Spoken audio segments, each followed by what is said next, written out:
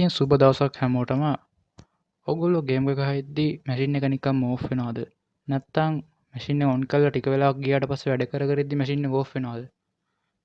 නිකන් ඔන් කරලා BIOS පෙන්නලා ඉවරලා නිකන් ඕෆ් වෙනවද? මෙන්න ඒකට විසඳුම. මේක 90%ක්ම සාර්ථක වෙන ක්‍රමයක්. ඉතින් ඔයගොල්ලෝ ඉස්සෙල්ලාම චෙක් කරන්න ඕනේ ඔයගොල්ලෝ කම්පියුටරේ PC setup එකේ තියෙන වයර් ඔක්කොම හොඳට වැඩ කරනවද කියලා. ඊට පස්සේ ඔයගොල්ලන්ට චෙක් කරන්න වෙනවා ඔයගොල්ලෝ ඩිස්ප්ලේ එක හොඳට වැඩ කරන එකක්ද කියලා. නැත්තම් තමා මේ ක්‍රමය ඔයගොල්ලන්ට පාවිච්චි කරන්න ඕනේ. මේක 90%ක්ම සාර්ථක වෙන ක්‍රමයක්.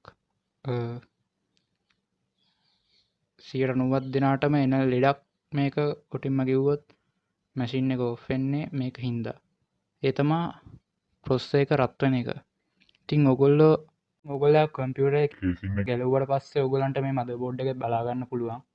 කේසින් එක පැත්තේ තියෙන තහඩුව ගැලවුවට පස්සේ ඔයගොල්ලන්ට කරන්න තියෙන්නේ පොඩි දෙයයි. එක්කෝ මෙතන ඔයගොල්ලන්ගේ තියෙන ඇන නැත්තම් මේ වගේ ක්ලිප් එකක්. ක්ලිප් එක නම් මේ අනිත් පැත්තට හරවන්න තියෙන්නේ.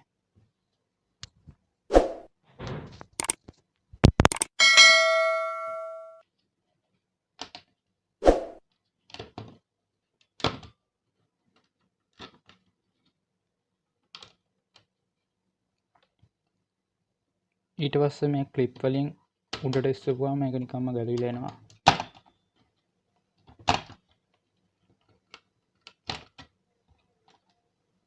ඉතින් එතකොට ඔයගොල්ලන්ට බලා ගන්න පුළුවන් ප්‍රොසෙසරේ ඔයගොල්ලෝ නම් මෙතන මොකක් හරි නිකන් ක්ලේ වගේ දෙයක් ගාලා ඇත්තේ ඒක තමයි තර්මල් පේස්ට් එක.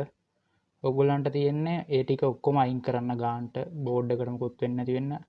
මේක ටිකත් අයින් කළා මේක ටිකත් අයින් කළා ඉවරලා අලුතෙන් තර්මල් පේස්ට් එක ඔයගොල්ලන්ට දාන්න වෙනවා. ඒව නිකන් කම්පියුටර් කඩවල තියෙනවා 150ක් විතර වෙන්නේ තර්මල් පේස්ට් කියලා ඉල්ලුවාම දෙනවා ඒගොල්ලෝ. ඉතින් මේ තියෙන තර්මල් පේස්ට් මේක එක જાති වලින් තියෙනවා. මෙහෙම කුප්පියක් වශයෙන් උත් තියෙනවා නිකන් සිලින්ඩර් එක දාලා තියෙනවා.